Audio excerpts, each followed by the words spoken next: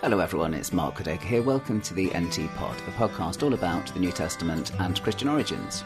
It's episode 105, and today I'm asking, what is translation inertia?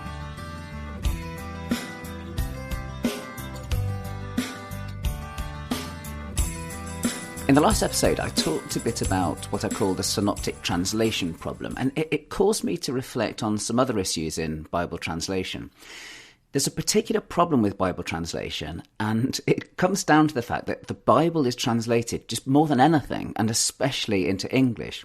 It's one of the reasons that teaching elementary Greek is always so difficult, because the sheer weight of the English translation just weighs down on us. For God so loved the world, there is therefore now no condemnation. You just hear these words in your head if you're familiar with the Bible before you've even started reading them in Greek. And it's one of the reasons I say that introductory Greek students should always try to read as much Greek outside of the New Testament as they can, even if they're there to learn to translate the New Testament. And there's another major issue here, which is that probably the most famous translation of the Bible ever is the King James Version, or the Authorized Version. And it's a great literary work in its own right. There's that great moment in Pygmalion when Henry Higgins speaks about the English language as being the language of Shakespeare and Milton and the Bible. And when he says the Bible, of course, he means the King James Version. It's the book that puts the lie to the idea that committees can't produce great literature. Both of those two verses that I briefly quoted, John 3:16 and Romans 8:1, are that way in the King James Version, and the vast majority of translations keep that structure because it just rolls off the tongue. The New Revised Standard Version Updated Edition switches Romans 8:1 to, instead of having there is therefore now no condemnation, it says therefore there is now no condemnation, which is slightly harder to say. But when you get to John 3:16, the NRSV Updated Edition keeps even the outdated word perish from the King James Version. So this is how John 3:16 sounds in the NRSV Updated Edition. For God so loved the world that he gave his only Son, so that everyone who believes in him may not perish, but may have eternal life. Now, that's pretty straight from the King James Version, but just with things like believeth taken out. And what I find striking is that word perish isn't really used much in contemporary English. You don't talk about people perishing unless you're being really melodramatic. You would generally say die. And this is one of the difficulties, because the King James Version, it exercises this influence on the way that we think about English translation of the New Testament. The thing is, sometimes the King James Version just sounds grand and sacred in a way that is quite difficult for us to convey in contemporary English. Isaiah 40 verse 1, comfort ye, my people, saith your God. Speak ye comfortably to Jerusalem and cry unto her that her warfare is accomplished. Somehow when you get modern translations going, comfort, comfort, it doesn't sound quite the same. The translations themselves have a kind of sacred influence on people's ears. The familiarity that's such that it's really, really hard to change them. And sometimes we just don't notice.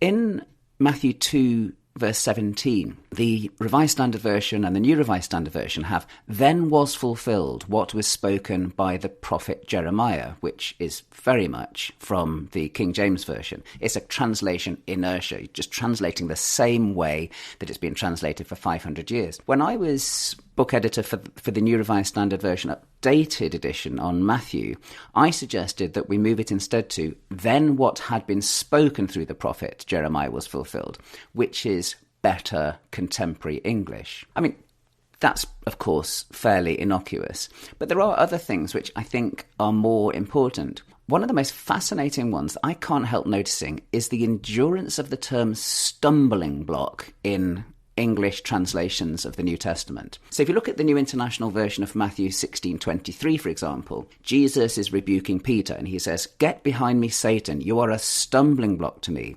You do not have in mind the concerns of God, but merely human concerns." Now, nobody says stumbling block these days. It's just not in everyday English. And if people do use it, they're probably deliberately imitating the Bible. There's probably someone in church saying, "I don't want to be a stumbling block to you. I don't want to cause you to stumble," because they're imitating these things.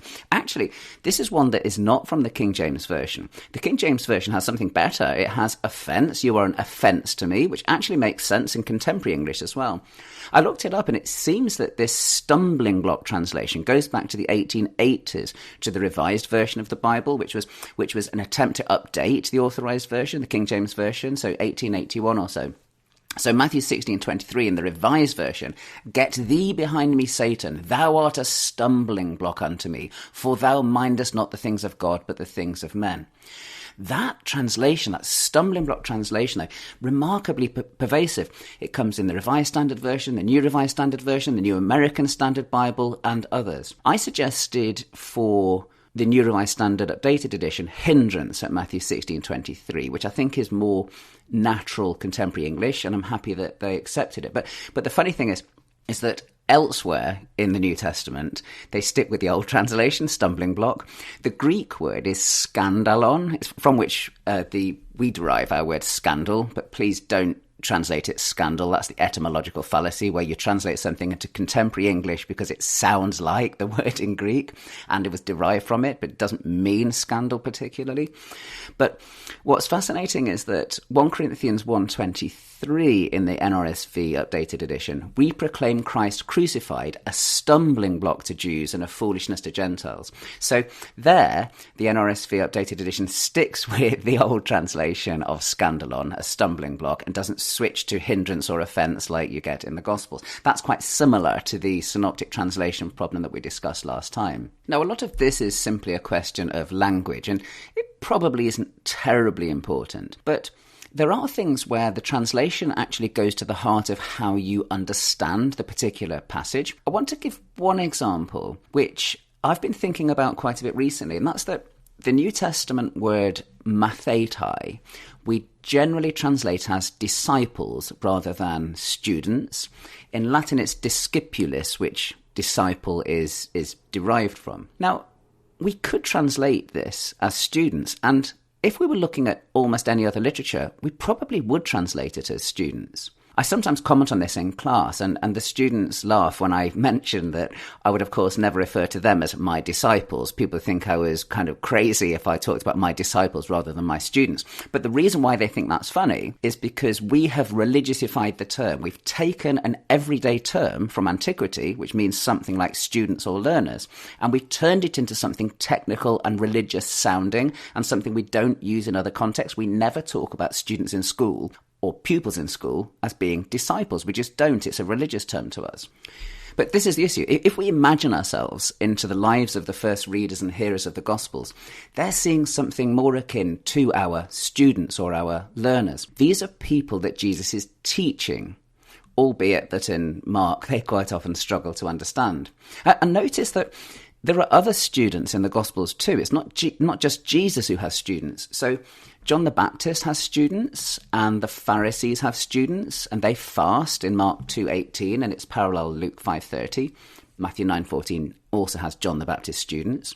You get John's students again in Mark 6:29 when they collect John's body after his death. That's also in Matthew 14:12. And then in Matthew 11:2, parallel Luke 7:18, John sends his disciples to inquire about Jesus, and this is the same word again. He's sending his students. The Pharisees send their students to question Jesus in Matthew 22:16 too. And the point of this is, if you do translate mathetai as students, you do hear some different nuances. I think you tend to hear the teacher-learner aspects some more. Take Luke 11:1, for example. He was praying in a certain place, and after he had finished, one of his students said to him, "Lord, teach us to pray as John taught his students." So you have there Jesus and John both configured as teachers that teach their students how to pray. When you say disciples, it slightly changes the feel of it. And in case you think this is completely crazy, there are actually some places in the New Testament when we do take that word, mathetes, and we do translate it as student. The most prominent example of this is in Matthew 10:24-25, which is paralleled in Luke 6:40. The Matthean version is sometimes translated, "A disciple is not above the teacher, nor a slave above the master. It is enough for the disciple to be like the teacher and the slave like the master." Luke 6:40, "A disciple is not above the teacher, but every disciple who is fully qualified will be like the teacher." That's how it's translated in the New Revised Standard Version Updated Edition. But if you go to the very popular New International Version, here they translate, "The student is not above the teacher, but everyone who is fully trained will be like their teacher." And that's the same for Matthew 10:24-25 in the New International Version. And it actually has relevance to the story of the Gospels, because the disciples' translation can make us focus too heavily, I think, on the 12 as in a particular category of their own. And so we sometimes miss that there are lots of disciples, there are lots of students in the Synoptic Gospels and in John who are not members of the 12. In fact, in John's Gospel, there's a key moment in the story where many of Jesus' students fall away in John chapter 6 because there's a teaching that they find really difficult. And it's after that that you then get a mention of the 12 in John 6, the only mention of the 12 in John's Gospel. It's worth bearing in mind that only some of the disciples, the students, are called apostles, but anybody can be a disciple or a student. Matthew 28:19, "Make disciples of all nations, make students of everybody." What that means is anybody can be a student, but not anybody can be an apostle, and only a limited number of people can be in the 12. Now, I'm not necessarily suggesting that we should change the translation of mathetai to students rather than disciples. Although if someone wants to talk me into it, I'm all ears. My point is a broader one, to challenge us to at least think about the words we're translating, not least because that can give us a fresh perspective on the text. And next time I'd like to get to another aspect of this problem. How do we name people in the New Testament? And can we be completely coherent and consistent when we do that? Thanks very much for listening to the latest episode of the NT Pod. You can find me on the web at podacre.blogspot.com or go to my YouTube channel, Podacre, or look for me on social media at Goodacre. Thanks again for listening. Bye-bye.